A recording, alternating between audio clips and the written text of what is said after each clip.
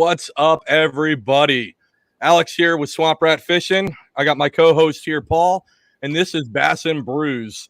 As we stated, this podcast is going to international. Last week, we got featured in Antarctica's Bass Fishing Quarterly newsletter. Just hot off the press, we just made the top 100 fishing podcasts in Argentina. So we're doing things, folks. We're doing things.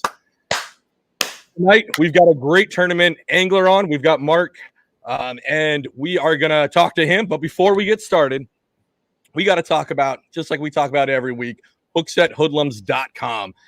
Make sure you guys take a look over there. You can use promo code Swamp Rat Fishing. Paul, what's yours? Paul Hills. I forgot. Listen, go to Paul. We'll post it below. No, we're going to post it, and here's what I want. I want everybody to go out there and buy one item, use one of our promo codes, but use the promo code of the host that you like the best. So we have like straight up Survivor style, right? Well, yeah, I got to tell them mine first. Keep talking. I'll tell them mine when I find it. Hold on. I'm pretty sure yours is Paul Heels, but they have just released these pink shirts right here. Real Men Wear Pink. They released a blue Topwater Assault shirt and a Born to Fish tank top, all solid stuff. You'll see the shirts next couple episodes. Also, as you're listening to this on Friday, they have a huge giveaway going on right now. They are giving away probably, Ken estimated around $300,000 dues worth of merchandise and gear. So make sure you get on that. Me and Paul, we're going to start. Are you ready yet, Bumpkin? Anyways, Paul's discount code is Paul Heels. Just type that in there and you'll be able to get a 10%. But remember, pick your favorite host. I think it's me. No, it's Heels. That's what I said. No, just Heels. HEELS 10. Heels. Listen, 10. If you guys want to know, go over to Paul's Instagram page. He'll be able to tell you there. So we are starting a new segment this week, and we're going to do our Instagram and YouTube comments of the week. So if you get the comment of the week, you win the illustrious prize that only Bass and Brews can give. And that means that our degenerate audience gets to hear your comment said out loud, and we're going to shout out your name. So, Paul, what do you got for Instagram comment of the week? All right. This is a good one. I'll tell you what. He's got a couple. I got hooked up north. And this first one this was a great episode, dude. And y'all definitely need to wear more cat shirts. I did. I got my "You're Freaking Me Out" shirt on tonight. This is a Walmart special shirt. Walmart had the best cat tees they used to. I got to get some new ones too. Dude, we got to get sponsored by Walmart cat tee section. If we can get a Bass and Brews cat shirt. Don't tell the Beardess, aka my wife. He changed the logo. Wait, cats eat rats, right? Never mind, reverse. But this is the best one. You tell somebody's listening when they give you a comment like this one. Having a certified aquatic plantologist on board makes all the difference. Fucking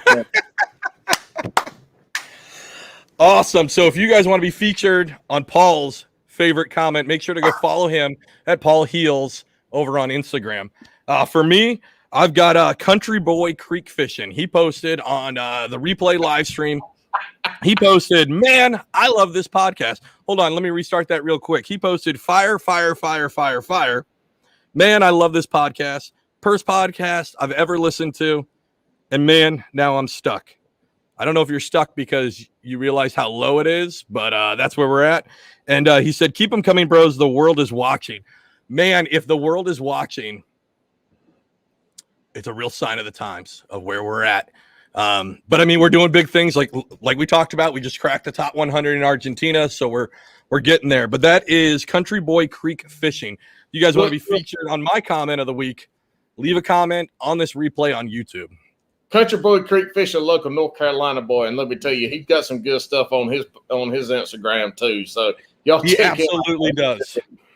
Big fan. I'm a big fan of him, and he's been a fan of the Swamp Rat page and the Bass and Brews. So he's a good dude. Again, if you guys want to get your comments read out, go over to Paul Heels on Instagram and then reply to the YouTube video of this. So tonight, before we start, we've got a crack. Don't you do it yet, Paul. I know this is week 2, but you got to get this down. All right, local brew. What do you got? I've got Cape May IPA Standard Green. Hey, Mark got excited about this night. We got to make sure he gets his in too. Mine ain't local. It's a Founders All Day IPA Session Ale, and I hear Ike talking about it all the damn time. And honestly, it was the first thing that I saw at the gas station that was not a Steel Reserve 211, but was a big beer, so I got it. So here we are. Don't crack it yet, but are you saying that Mark is not Steel Reserve caliber of a guest? You know what? Before you answer, I feel like we need to bring him in so he can defend himself on this. Yeah. Mark, how are you, buddy? Hey, guys. Listen, I want to make sure that you can defend yourself because it sounds like last episode, Paul said that Steel Reserve 211 was a sophisticated beer. So I want to make sure that you can defend yourself. I mean, I don't even know if I've ever even tried Steel Reserve. You've never sunk that low? I don't. I mean, I guess according to Paul's standards, I don't think I've ever flown that high. But well, look, Mark is going to introduce the world, not local to around here, to a beer that they're going to associate with a video game that is delicious. Not the video game, the beer. He brought some good shit up in here tonight. Now, all right, Mark, what do you got? So we can do this synchronized can crack. Let's see what do you got? Man, I already started drinking. Do I need to crack another one? Yeah, you need to crack another one. Yeah. I want to finish that one first, though. No. You just double fist it. That's how we get the best interviews. All right. So this one, told my wife I'd be on my best behavior. So, good luck. This is a local brewery. Fortnite Brewing actually hooked me up for this episode. I just put a little fun post out and said, hey, 6-pack will get you a mention. I mean, they treated me right, so I can't believe it. But I got to give a shout out to Fortnite Brewing here in Cary, North Carolina. And love it. All right, gents, you ready? 3, 2, 1. Oh, all that ASMR for the listeners. Shit, I can't. How the fuck am I supposed to? I really should have. Before we get to Mark, so how Paul got on the show was I was just like, Paul, it was kind of like asking that girl to like your first dance, right? It was real shy, like, hey, Paul, like, you're really funny. Do you maybe want to be my co-host? I really should have done an IQ test and maybe check to see if this guy was going to try to drink beer through a helmet before I decided to have him on. Dude, I wore my drinking helmet the first podcast ever. You should have known. It didn't have the face guard. Well, it was an owl bike helmet. It was an owl bike helmet. All right, Mark. You're a kayak angler. You're out of North Carolina, correct? Correct. And not only are you a kayak angler, you're a tournament guy, from what I've seen.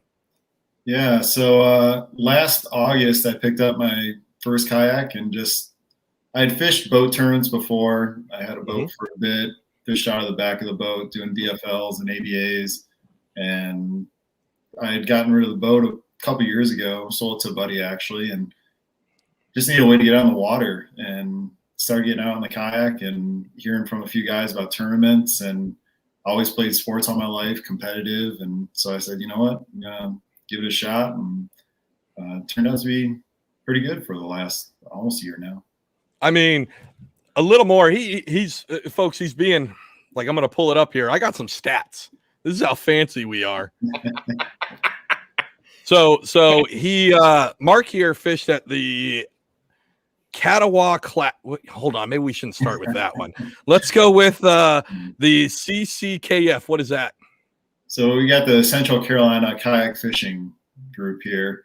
It's based right around the Triangle, Raleigh, North Carolina area.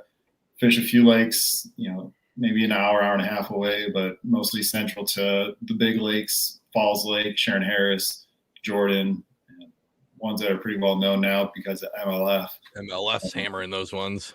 Yeah. Paul's shaking his head. But during the April online monthly, you took second. That's a solid take there. Yeah, and I think the guy who beat me had 108 3/4, and I think I had around 105 3/4. So Wow, I still that's got a a little close bit one. of developing, but anytime you can get 5/20 in anything, I'm pretty happy with it. And then we'll fast forward to May in the CCKF Falls Lake. Man, these CCKF guys seem kind of funny. It's called the Mama Needs a New Pair of Shoes event. You took 16th out of 55. That's a great finish, right? I mean, maybe not in the money, but it's definitely in the upper echelon of it. Yeah, one of the big struggles I've had this year, it's especially being new to kayak fishing, and balancing a job and wanting to do what I want to do with fishing is a little bit tough. And I didn't get to pre-fish for any events other than Lake Hartwell and when I went to Texas. Those are the only two events that I've really pre-fished for. And so I went out to some brand new water for me. The wind was going to pick up that day pretty good, and so I hit the river that flows into the north end of Falls Lake and fished there. And I was the only one left at the boat ramp by the end of the day, and still got a couple fish into the boat and turned a decent result out of that. That's kind of my progression upwards. I had a little bit of a rough start to the year, getting used to fishing out of kayak in some of the cold water down here, 40, 50 degrees, and fishing pretty sluggish. So. And then we've got, you mentioned Lake Hartwell. You finished 5th out of 158. That's a solid. Caveat here. That was for the Queen City KBF.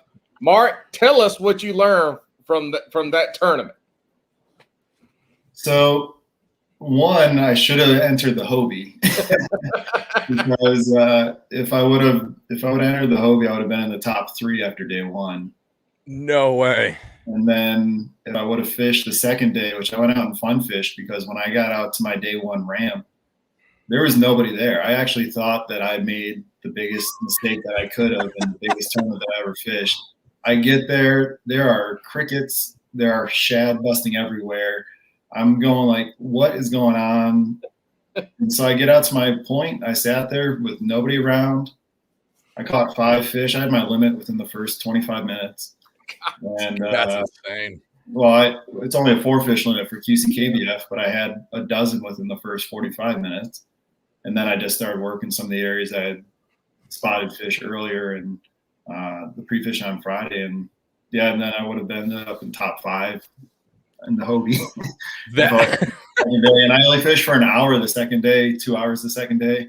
And I would have been top 5 just with that. So, that's the thing about tournament fishing too, is you hear some of these numbers, but we'll get in, people listen to Pentagraph, or Champlain, the guy out there, he was done at 9:30 every day. And that's the thing is, if you get on those fish early from the tournament standpoint and you get a good bag early, then you're out there looking for some big uns wherever they may be, time of year and all that. But that is crazy, man. And these are the ones leading up to, and this isn't even counting the ABA that you're going to talk about.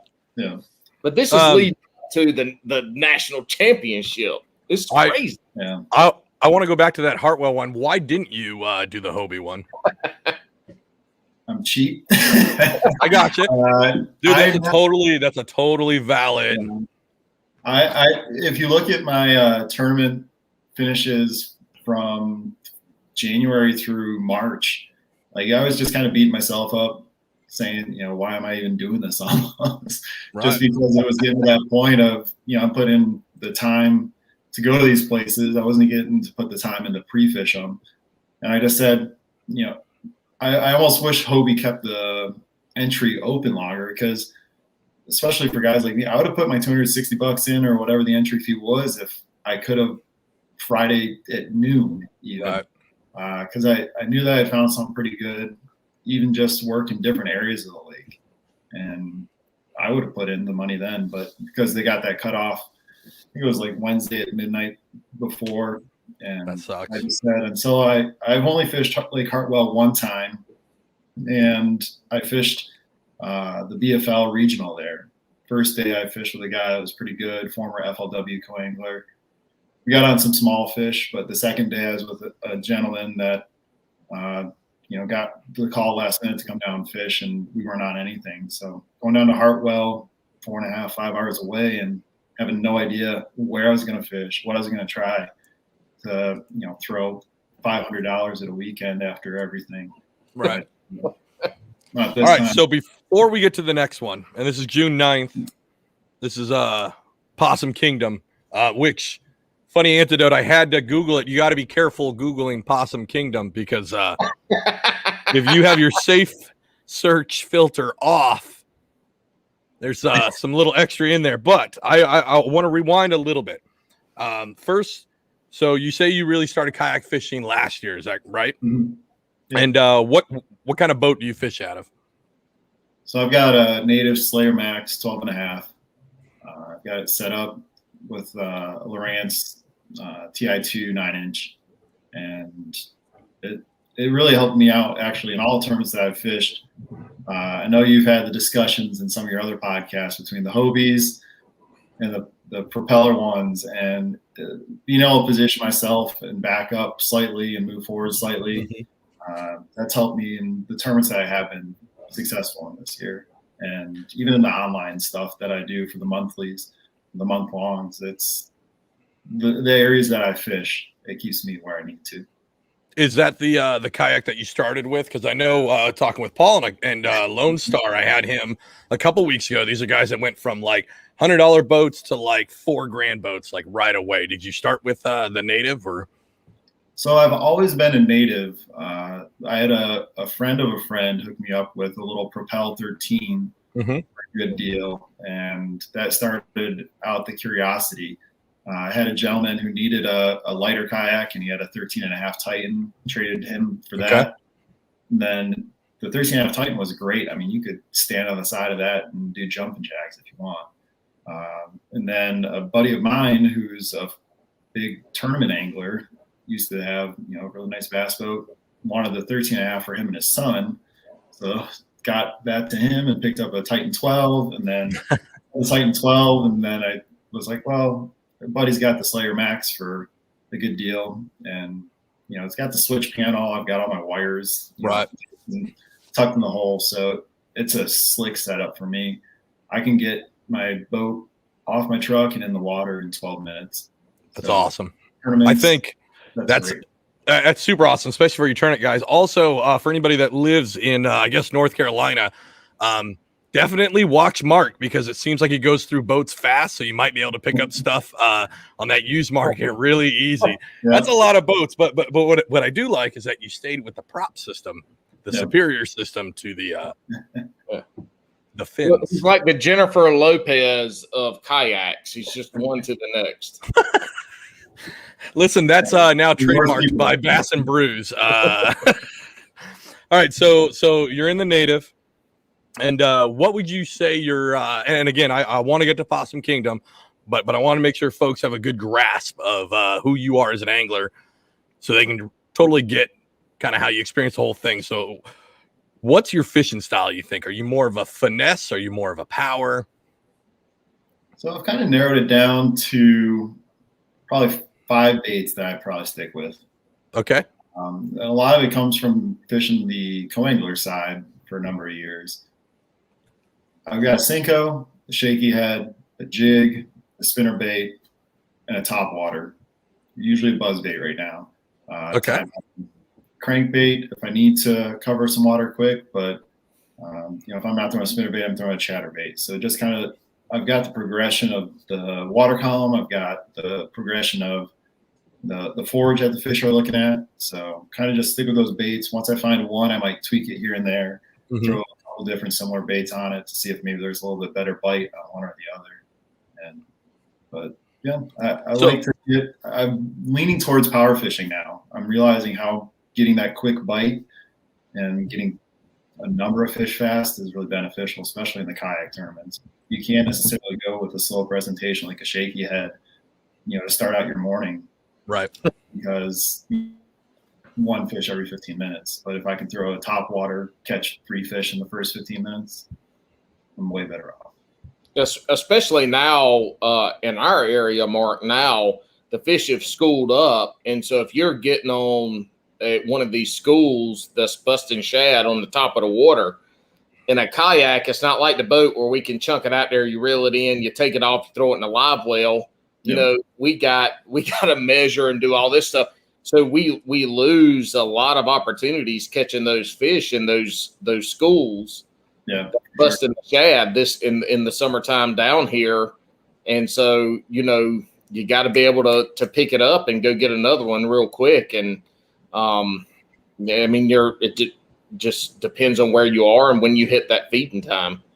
I got a question for both of you guys. I'm not I'd love to do tournaments, right? I really would. Hopefully here, not this next year, but the year after, once I finally retire out of the military, I'm going to hopefully get into fishing. I don't know. I have to get a real job and all that other stuff, which sucks. But you're retired. Fishing will be your job. That's not quite how that works. I'll get your wife straight. But so is there a rule that prevents, so I have, especially during bed season, I have that donkey leash, that Calcoast donkey leash. And so I'll bed fish, catch that male, donkey leash the male off, and then go after the female. So you're talking about how these things are schooled up. Is there any rules to stop you from, donkey leashing like 4 of them off the side of your boat before you start measuring anything to continue to keep going? I would actually have to double check on the rules.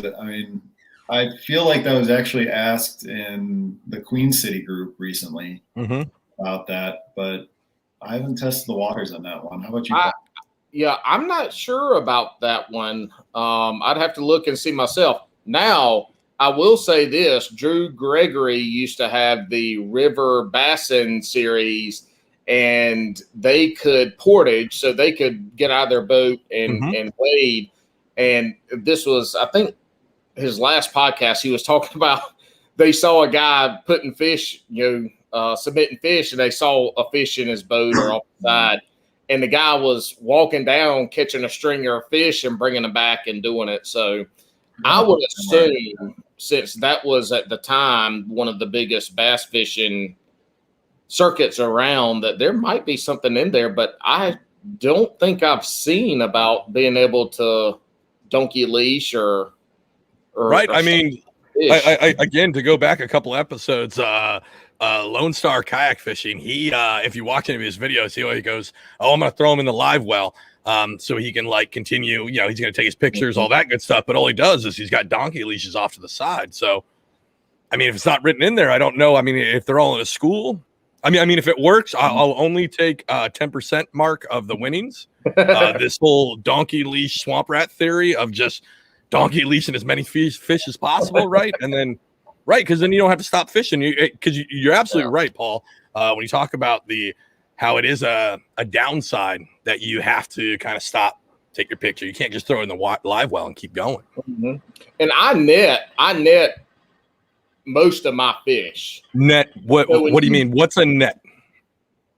I don't know if you've seen my videos. I don't know what a net is, obviously, and I never bring it, and I lose giant fish all the time. Right. So I net. NEYET net all of my fish, and when you net fish with fucking treble hooks, I got one of these rubber it takes forever to get the damn fish out of there. I mean, you've lost it, but that goes down to tournament fishing is so much different than just out there pleasure fishing or anything like that. I mean, there's a whole different mentality about time management and all this and that. And that's why Mark's story for the Bass Nation is, I mean, that's where I think he separated himself from a couple other people that we know in that arena. Well, I mean, let's get to that. Mark, you fished Possum Kingdom. That was a Bassmaster event, correct? And not like a little one, right? That was the biggest. Yeah, the biggest stage kayak bass fishing has had up to this point, right, Mark? Yeah, I mean, they did an event last Bassmaster Classic to kind of test the waters, and had people up on stage for a weigh-in. But this one was the first ever Bass Nation National Championship. And yep, go ahead, Paul. I also, before you get into that, tell us how you qualified for that event too.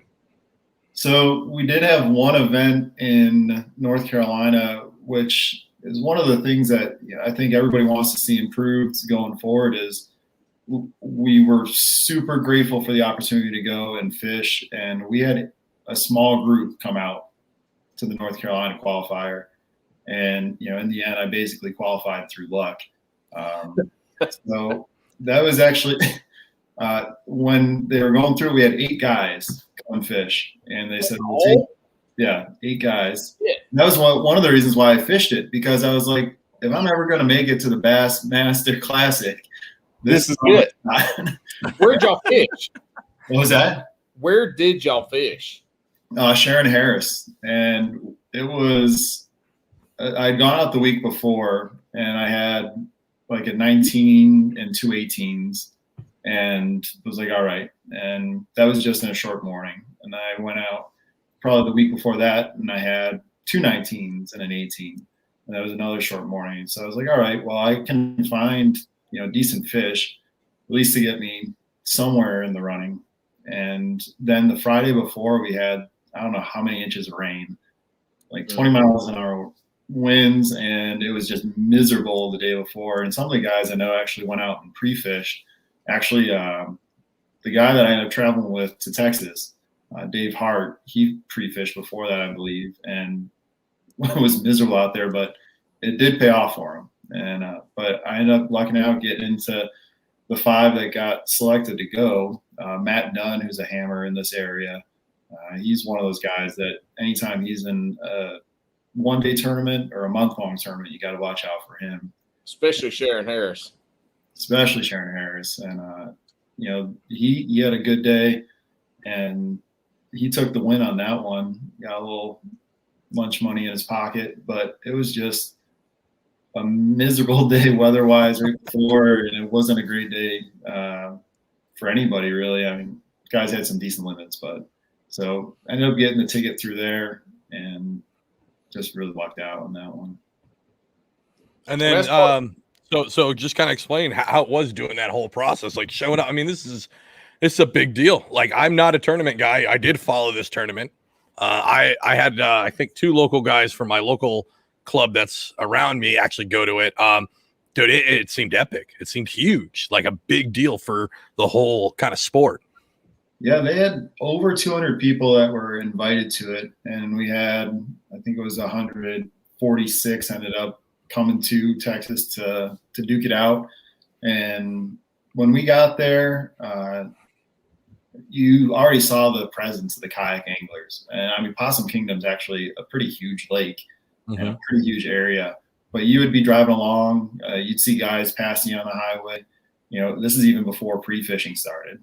And so it was pretty neat to see that element to it. One of the big names, Christine Fisher, you saw her, hopping around different ramps, and, she stands out because of her setup too. I mean, she's got an incredible Nissan truck. She's got the Hobie. You can spot her from a mile away. And total side note, I asked her to be on the podcast. I have yet to receive anything back. Christine, listen, do you want to slum it? Because we're here for you when you want to slum. And by slum, I mean #1 podcast in Antarctica. But yeah. It's Argentina. No. We're in the top 100 in Argentina. We're #1 in Antarctica, though. I just got here. We're going to be top USA of America in 2 weeks. USA of America. But go ahead, man. Yeah, I mean, that's cool to actually see, like, all these big names that a lot of folks see on social media, they see on YouTube and things like that, just in this whole community. That's got to be a trip to see all them there. It was really intimidating, to be honest with you. If I hadn't fished the Hartwell event against a lot of those top names, there were, the Ewing Miners, the Christine Fishers, the Russ Snyders, the Jody Queens, they were at Hartwell in that. And that was another reason I was intimidated about Hartwell, and basically didn't feel like donating. Unfortunately, I realized later that wasn't the case. And I did set a goal because I follow Christine especially, and Russ, and I'm like, I want to beat, some of the top anglers here, and I was happy that they were fishing the Queen City side, and was able to do that. So going into Possum Kingdom, it gave me a little bit of a pep in my step, and I went down there with kind of the same goal. I wanted to get top 10, lifelong dream to walk the stage, and so I put the effort in. I put in about 12 to 14 miles during tournament practice each day, and that's pedaling around and on a big lake with some big waves. And heck, Dave and I even went out striper fishing after one night. Paddled in at like 11 o'clock, battled some 6 foot and you did well, man. Like you got 64th, right? 64th? I got sixth. Wow. Top 10. 6 out of Possum Kingdom. Look, man, I'm down here in North Carolina. I'm doing South Carolina math, and I know that. Geez. Hey, you got 6. I don't know if you knew that or not. I totally read that wrong. You got 6 update, man. I'm a awful. Look, Mark. Let me excuse. He started drinking before the podcast started too. I always do. Hold on. So honestly, man, that's insane. I know, right? Like. I've been telling you. I think we talked about this for a week. There's a lot going on, Paul. No, man, that's 6. That's amazing, man. And those are big names that you went up against. Yeah, and to hold your own, and only being in the sport for a little over a year, right? Like that's. How many times have you fished Texas, Mark? I have never fished Texas in my life. Have you been to Texas? Yes. So he's seen water in Texas, never fished it. Yeah. But this is like this when you think about people wanting to get into kayak fishing, this is one of the reasons is the cost of entry isn't 80. All the stuff everybody talks about, but it's also like you can compete. Right. On a level that you never thought you could compete. Mm-hmm. I mean, he's sitting here talking about our local tournaments, which aren't small by any means. I fished in all these local tournaments that Mark fished in. I finished behind him probably in all of them. And we're talking about at these events, there were 60 to 80 people, I'm pretty sure, at all these events at the beginning of the year. So I mean, there's a lot of people there. There's 60 to 80 and that's really a first year group here in the Triangle, and we're already at 60 to 80. That's amazing. You got to Queen City, and we had 120, 130 guys out in January and February in the rain, up freezing temperatures. Yeah, they average like 115. That's insane. It is crazy, but this shows that it doesn't matter what you did at the last tournament. It doesn't matter what you did yesterday. It only matters what you did today. You can only prepare enough to go out there with a game plan, and like Mark is a prime example of somebody that just. I hate to use the word grind because it's one of these most overused fucking terms in kayak fishing. Bat, hammer, grind, come on now. Look, anyway, but this Mark's a prime example of somebody that just went out there. He had a plan. Just grinding. He either executed it or he changed it. Right. And he did well while he was out there. I mean, that's the allure for people to go compete in kayak tournaments. Like I'll take a football example. I played football at Carolina, UNC. 2001, we're playing Florida State, number 5 or 6 ranked team in the country. This is 2 weeks, I think, after 9/11.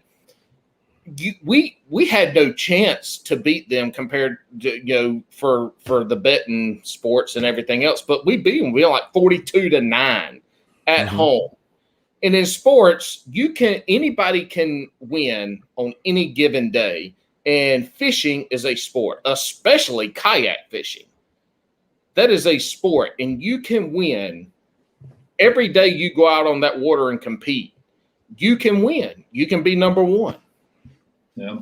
And the crazy part is, I go out there and the first night that we're there, and they had torrential rains the week leading up to the tournament. Right. So you could literally see this reddish brown mud just seeping down the lake. And as we get there, we're going, all right, we're from North Carolina. Almost all of our lakes are muddy. Gin clear. Like, I grew up in Rochester, New York. I mean, I could see 15 feet down, 20 feet down Lake Ontario. So it's taken a transition for me to fish these lakes down here in the south.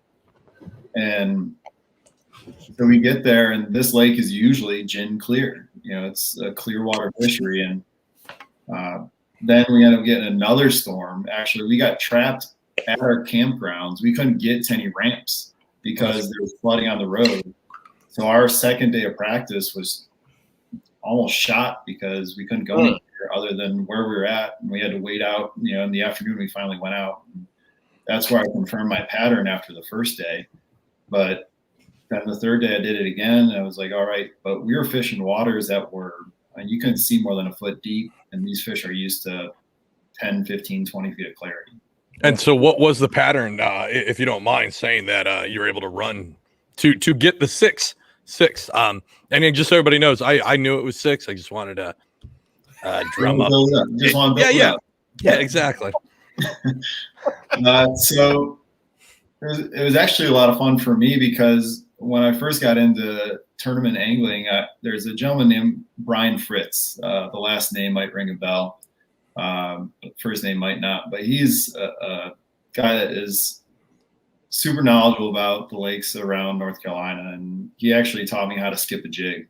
I watched him just hammer me on Sharon Harris where I couldn't fish anything. And so we got to the lake out in Possum Kingdom, and I started just throwing a shaky head. Again, like, I love throwing a shaky head just to figure out if there are fish around.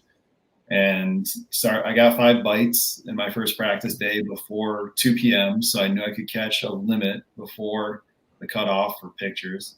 And I had like 82, 83 inches. So it wasn't horrible, but for Texas, you just didn't know. And then the next day when we went out finally in the afternoon, I started throwing a jig instead. Okay.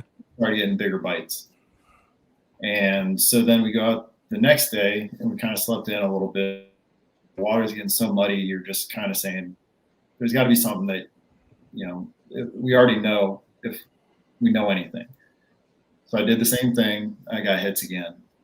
And so I said, all right, that's what I'm going to do.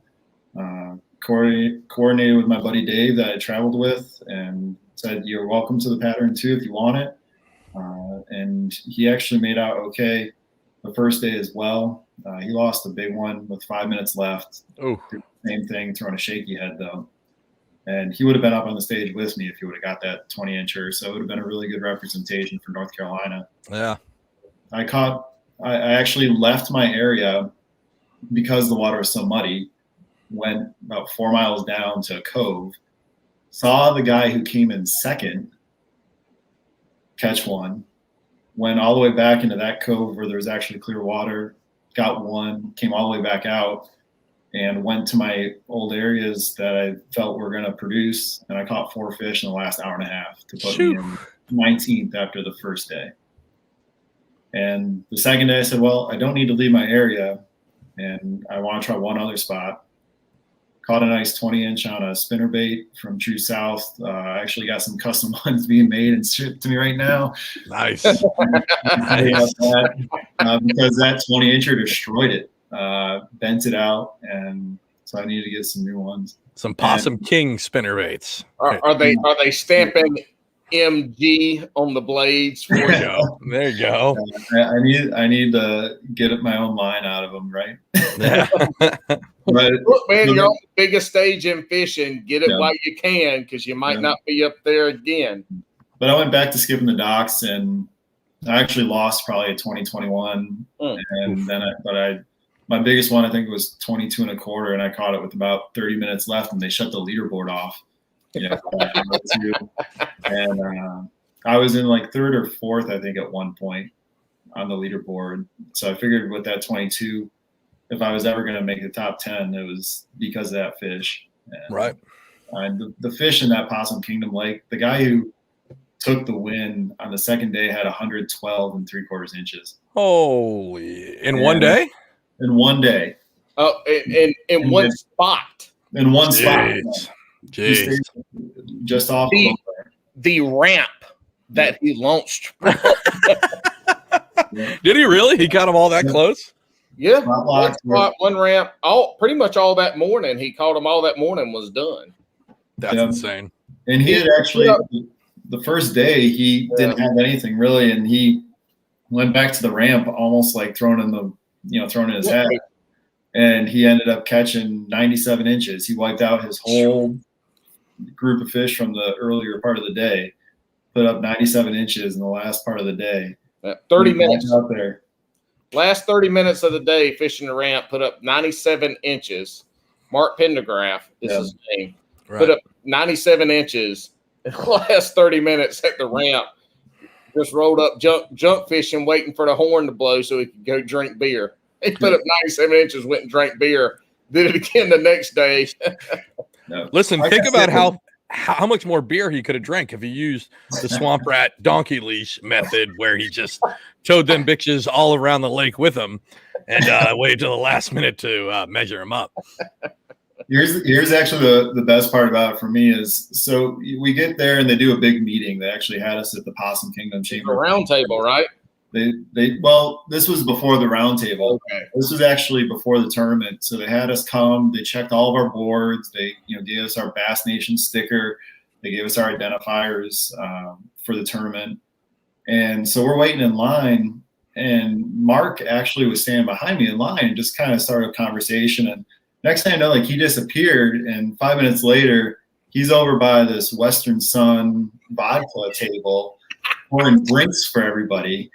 And I get up there and he goes, "Hey man, you want one?" I said, "Sure. What do you suggest?" And he goes, "Well," he's like, "you look like a 2-bottle guy." So he opened 2 bottles, a little lemonade in there. I'm like, "Are you trying to get me drunk so I do horrible tomorrow?" He goes, "Nah, you could probably take another couple, right?" And it was kind of cool, got to meet him beforehand, and he's part of Old Town, and just a really cool guy, awesome to talk to.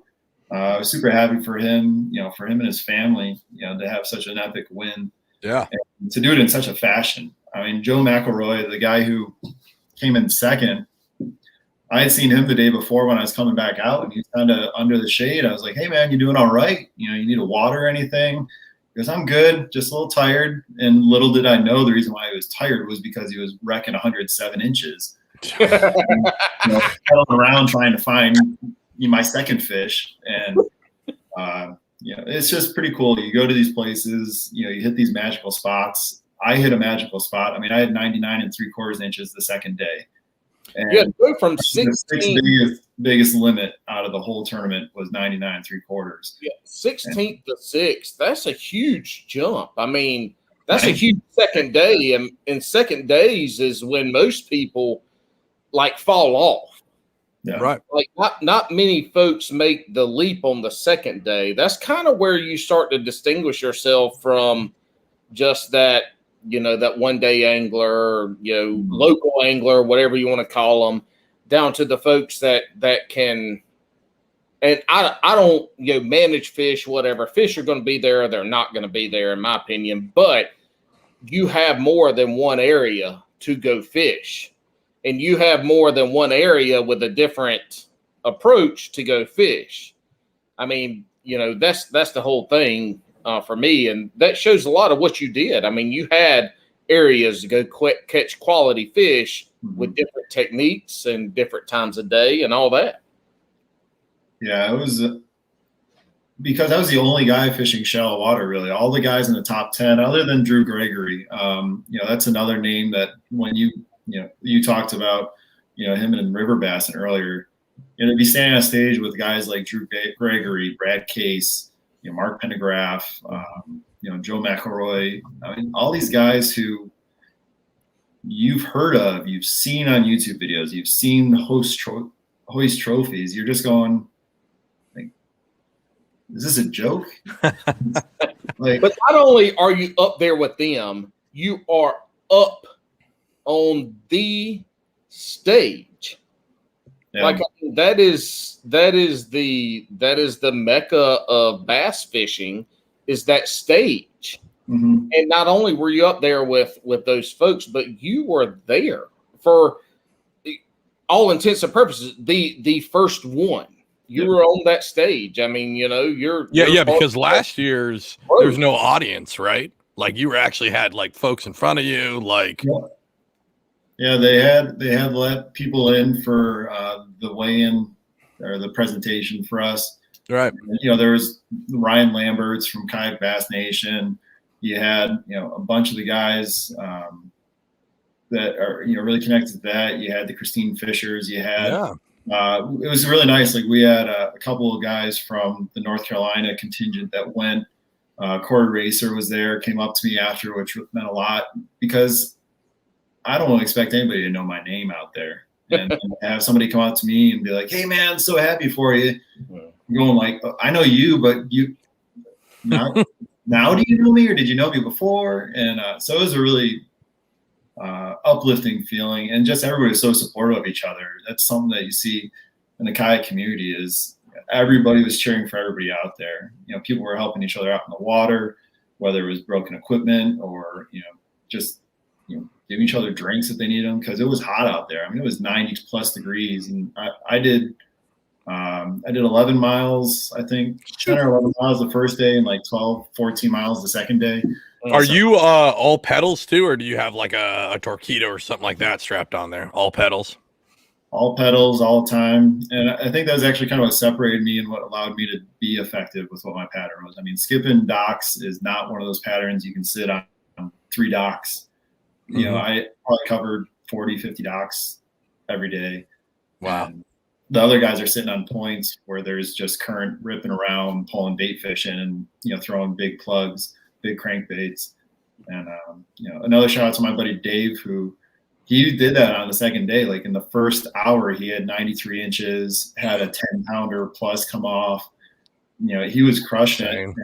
And he'll say it himself. He's like, probably should have just stayed on that point all day, but he ran, back to some of the docks and that had produced for us over the week. But it broke my heart for him because he did exactly what he needed to do for that week to do the same thing that I did, but I just got a little bit luckier, I think. Yeah, and Dave's journey there is not Mark's, where Dave did not struggle with the local tournaments. Right. Dave was always at the top. I mean, he's a really, really good fisher. Yeah. Mark, you listen to the podcast. We don't have fishermen right here. We have fishermen and anglers. Yeah. So, but yeah, I mean it's great. To kind of back up a little bit, and this is a whole nother segment, but just to touch on it, we talk about the growth of kayak fishing, and the growth of kayak fishing is measured upon the amount of money we win in tournaments moving forward, not the amount of people that are there. And when you start to see these $50, $60, $70, $100,000 pots, you're going to start to see less and less of the community. So, if kayak fishing continues on the path that it is going, you're going to start to see less of a community and more of a business. And people are going to start to rely on kayak fishing for a living, and it's not going to be quite the same. So when people talk about they want the sport to grow, where are they wanting it and how are they wanting it to grow? Because at the path it's on now, it is going to be a true professional sport that people are making a living on, and that changes the dynamics of that community. You don't become a community anymore. You become pods of competitors. And so I will say this though too. I mean, I definitely see what you're saying, but I'll give an example from Possum Kingdom where first place was $20,000. Mm-hmm. Nothing to be ashamed of there. And there were a couple guys, Daniel Lyons and a local guy, Justin Faircloth, who they were right there with Mark Glende. And after the first day, Mark was basically like, hey guys, I'm going to sit in this spot. And I give a lot of credit to Daniel and Justin because they're okay, man, it's yours. Take it. And we're going to go. They had other fish that they were trying to get themselves, but I think that says a lot to the pedigree of fishermen or fishers that, we're dealing with when 20 grand's on the line. And Daniel finished a place above me, I believe, and he had the 24.5-inch big bass after the first day. Well, Justin on the first day go through Mark his net. Yep.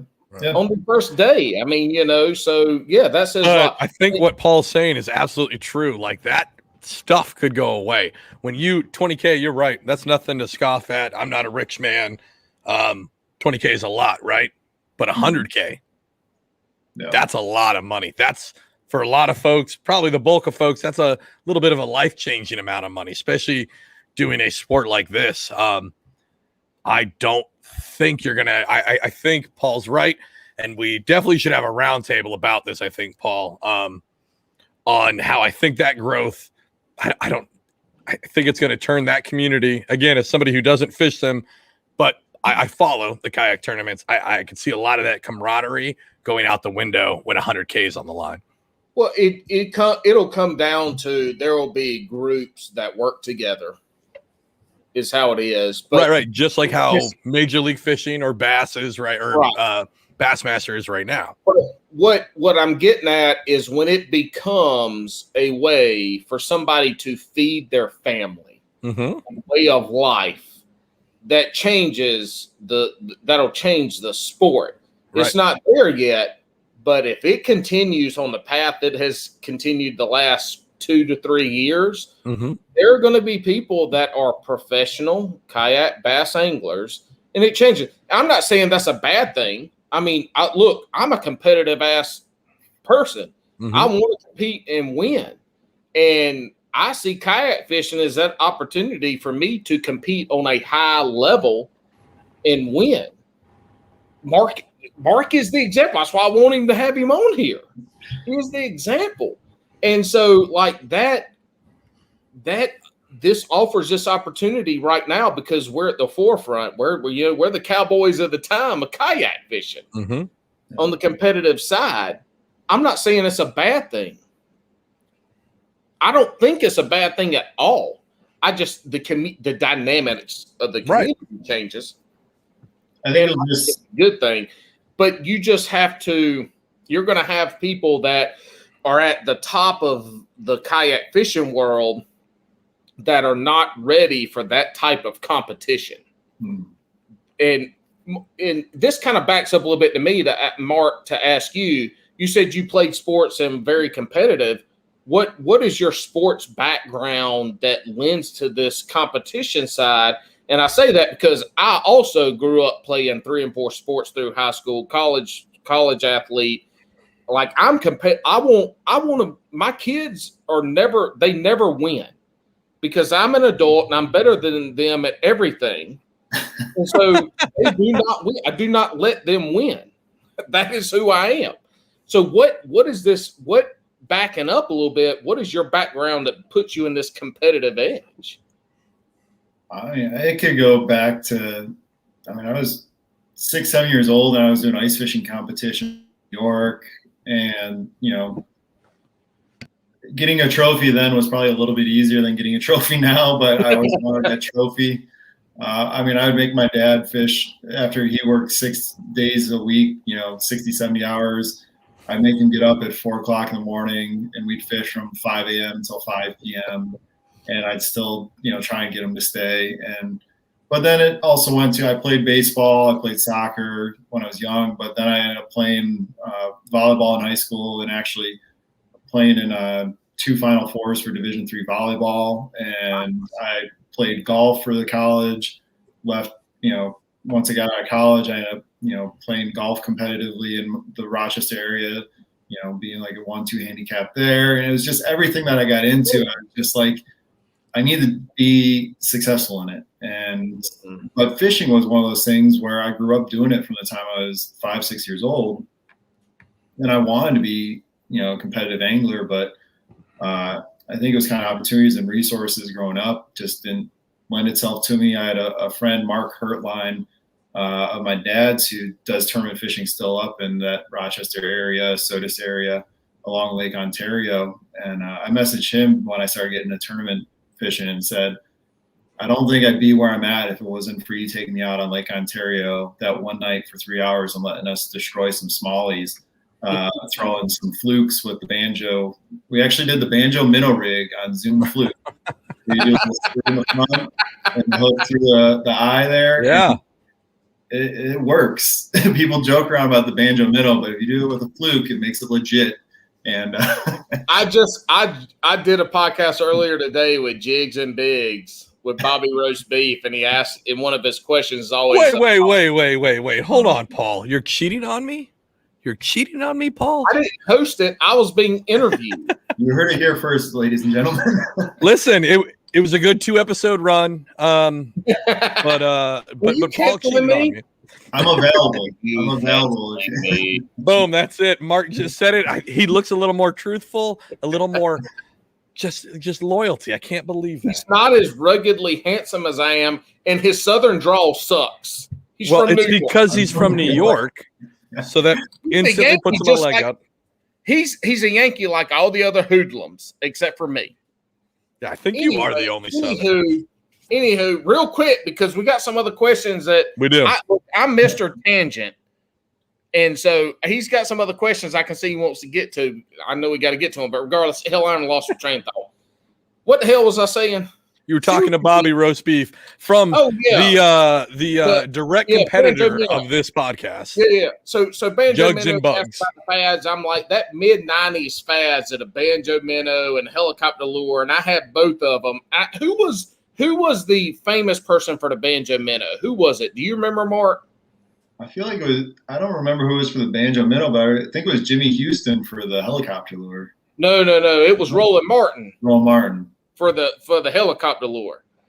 So I catch shit on the Banjo Minnow, and I got the Banjo Minnow because where we used to go to the beach had a dock, and there were bluegill in there like this damn big, aka brim. And there were also bass in there this big. And yes. And so my thought was I'm going to pitch that damn Banjo Minnow in there because there was a lay down tree I could stand on. It was going to go up under that dock. I was going to catch off. That bitch ain't work, ain't catch nothing. But I took the Helicopter Lure, and I caught all kind of damn fish on that one. I caught them on both of them. I go up to a little lake, and we had a little man-made lake in Altmar, New York that we'd go to. That was my vacation every year, too, also. One-day vacation with my family was not Myrtle Beach or Disney.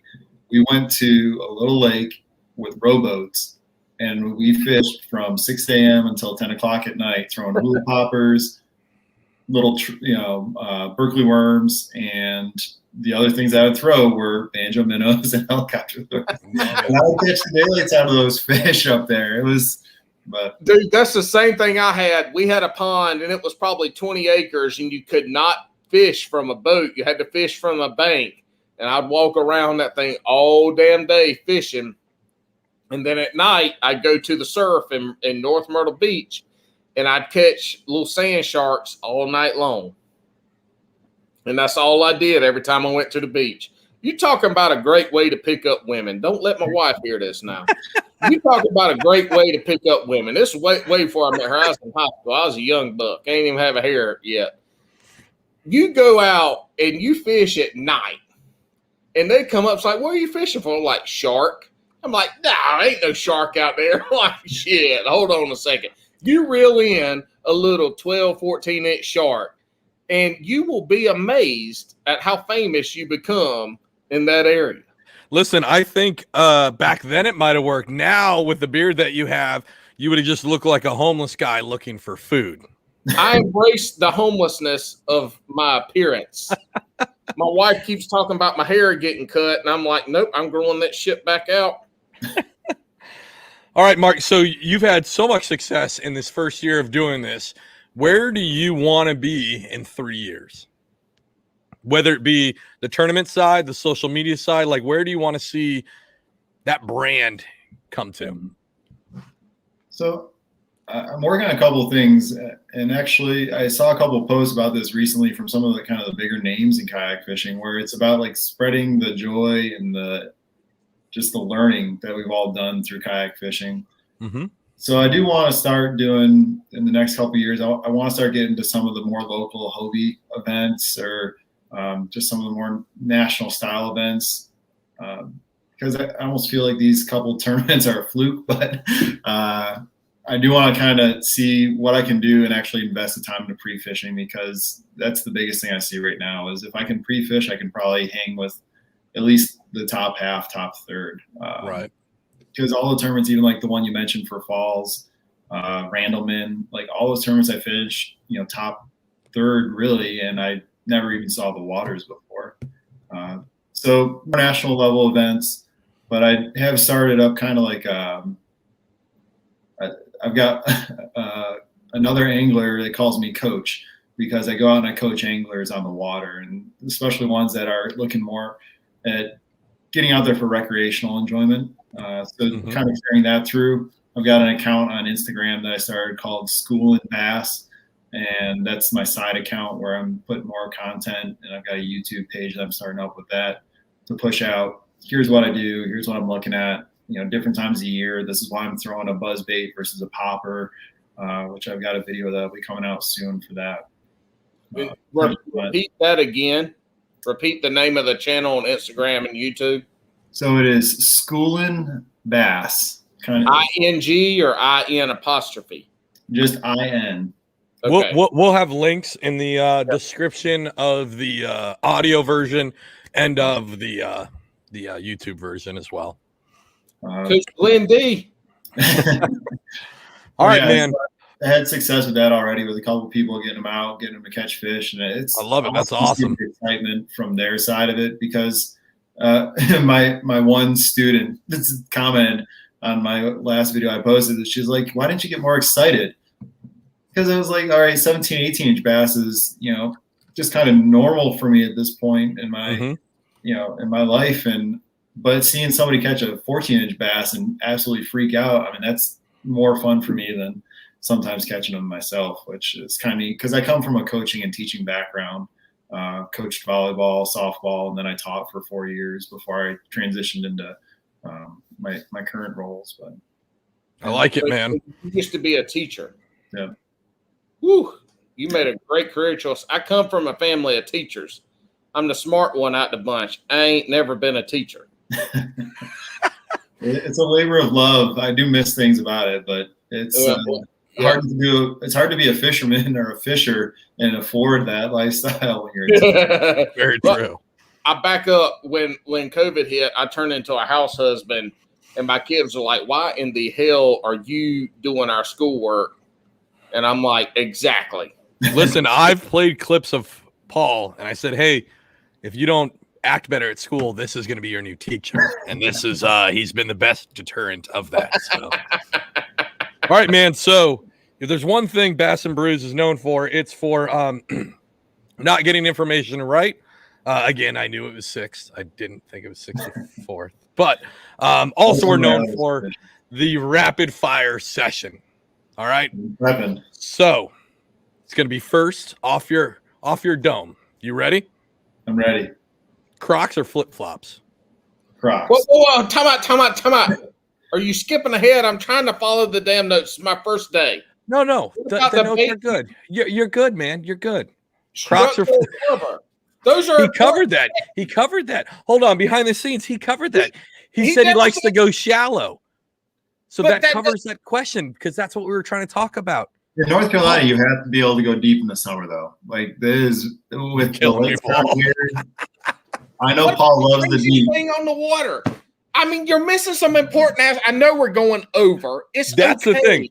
Hold on, behind the scenes. So we try to keep it around an hour because that's normally what folks digest. Because once you get past that, like usually that's past like a car ride. People are listening to the podcast on 1.5 or 2 times. There's one reason right now. Let me see if I can do this. That you're going over an hour. Oh, wait. Let me get it that way too. Oh man, there we go. There you go. All right. So we said You said flip flops. I go Crocs. So I worked in Hawaii for a summer and got introduced to Crocs to protect your feet from sea urchins. Hashtag Crocs, no socks. Also, a big update on Crocs is Vans, the famous footwear, has their own version of Crocs, and they are phenomenal. I just got them this week. They are amazing. They look like the checkered slip-ons, but they're like that Croc plastic. It's amazing. Oh, wow. Speaking of Crocs, Wild Bill's missing one. So if anybody has an extra Croc they don't need, send it to Wild Bill Fishing. He lost his in a creek. Apparently, another hoodlum kicked him off their boat, and he left with one Croc and a fishing pole. Dude, again, total tangent, yes. And that was, as the Jugs and Bugs podcast would say, that's some Chicopee shit, because he posted a whole video story series of him walking barefoot because he lost one Croc like a hillbilly down a major highway. And at one point he goes, oh, look, there's my exit. And it's literally a highway, and he's walking down the off-ramp. Dude has 2 fishing poles, no shoes on. One Croc in his other hand. Looking ridiculous when he is a co-owner of a starting to be successful fishing company. All right, before you go any more into the hot dance we got going on, Mark, craziest thing you've seen on the water?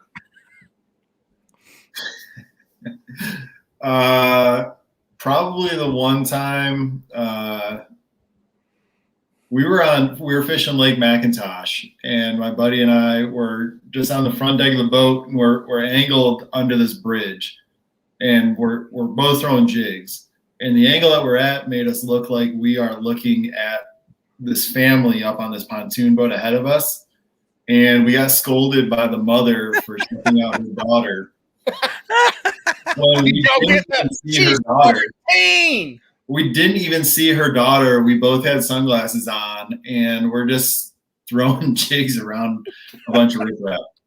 Other than that, pulling up a palm tree that somebody dropped using concrete in the base of a palm tree to create structure on Sharon. That's a crappie fisherman right there. That's a crappie fisherman palm move. Tree is Sharon. There's a plastic palm tree. That's smart. That shit wasn't going to rot off in 2 years. Right? It'll stay right there. But until we moved it, we did lift it with like 6 pound test line too. There might have been something else attached to that palm tree that did not come up with it. I'm about to say, if you're in New Jersey and you feel something hard on that, I just shake that off. That's a body. That's a body where I'm at. All right. Now that we've done with the diversion that is Paul. Thank you. Shit, we got to cover the notes exactly how you wrote them. Again, behind the scenes, the notes are to cover to make sure the conversation flows.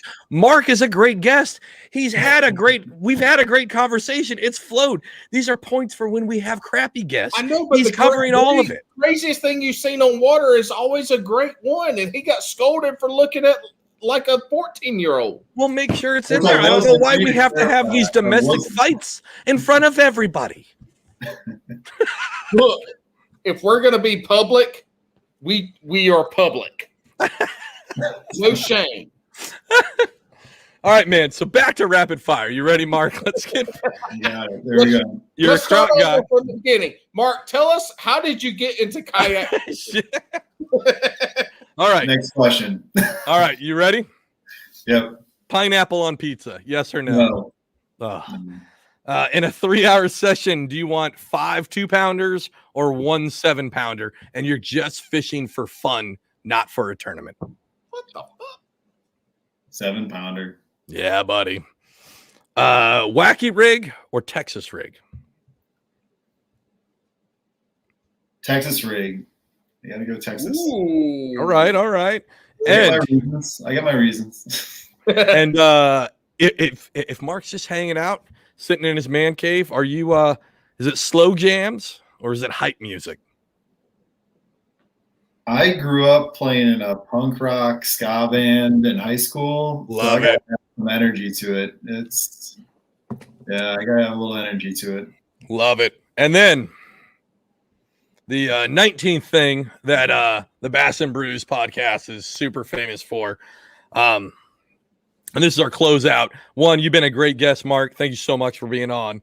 But we are going to judge you so much on this next question. And not only am I going to judge you, or Paul's going to judge you, the whole Bass and Brews universe. You're from New York, living in North Carolina. Yeah. So you're going to get judged by somebody that's a Yankee and somebody that's a Southerner. So you can't fuck this one up because we're going to roast you if you do. All right. You ready, man? Ready. What are your top 3 sandwich proteins? So if you say cheese, we're going to end this episode before you. As soon as you say cheese, I end it. We're going to end you, but you're going to stay on here and talk. So I go with smoked turkey, solid, roast beef, love it, Bobby, and I will go with either smoked ham or pepperoni. Pepperoni, that's my man. And I love it because you had normal choices. Some of the guests don't have normal choices. If you guys haven't seen that, you can go over to my Instagram. Did you guys do liver mush yet? Liverwurst. No, I had liverwurst. I had Jeffrey came on, Big Nasty 187 came on, and he said liverwurst. If you guys go over to my Instagram page, Swamp Rat Fishing, all one word, I do a video where I try this devil's taint of a meat, and it's atrocious. Yeah, I thought he was going to start doing a sandwich challenge. He ate that with mustard, and he wouldn't eat fried liver mush. He wouldn't eat some of the shit I said to eat. Like, listen, I had a whole idea to do sandwich Saturdays where I eat listener sandwiches, and Jeffrey gave me liverwurst, and it was it made for good content, but it was one time. It was not right. I mean, maybe we'll do it again. Maybe we'll make Paul eat them. I don't know. Well, look, I don't have many on my Paul Roberts YouTube channel. I ain't got no fishing shit on there, but I got a couple things, and a couple of them are some sandwiches I made during COVID that I ate. One's watermelon pickle, and I don't know, something else. That's not a sandwich. It's delicious. I was going in the wrong direction here. You're trying to make edible food. Now, I also have been at home a lot for COVID. I actually had some practical solutions. Like I've been making buffalo chicken quesadillas. I've been making what I like to call a cracker sandwich, which has undertones that are not intentional because it's American cheese and pepperoni. American cheese and pepperoni. Cheese and pepperoni on white bread. Listen, you guys heard it here first. Mark said that a cracker sandwich is just regular cheese and pepperoni.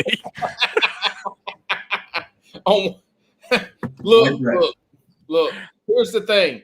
If we want to start with a sandwich, and Mark, no offense, buddy, but your sandwiches ain't shit. I will eat that shit raw all day long. Absolutely. Great sandwiches, Mark. Nope, great sandwiches. I don't have to have liverwurst. That's a wrap, boys.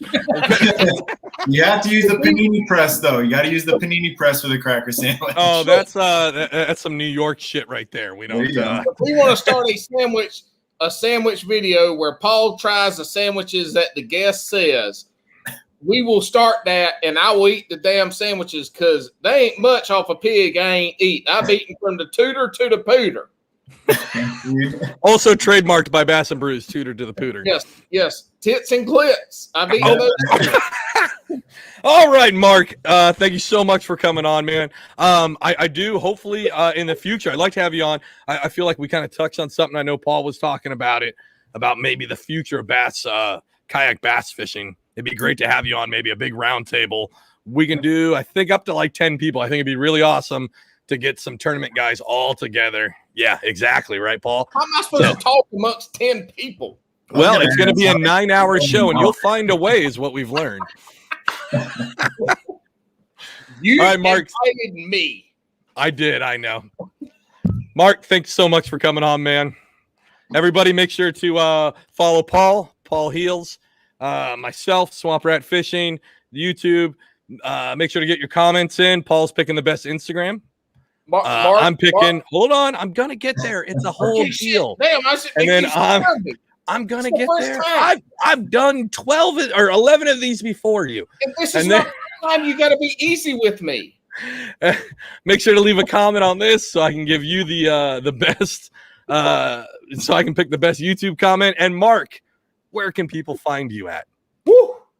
So you can find me at EMRG Fishing on Instagram. It's emerge without a couple of E's. And you can find just like good old country boy.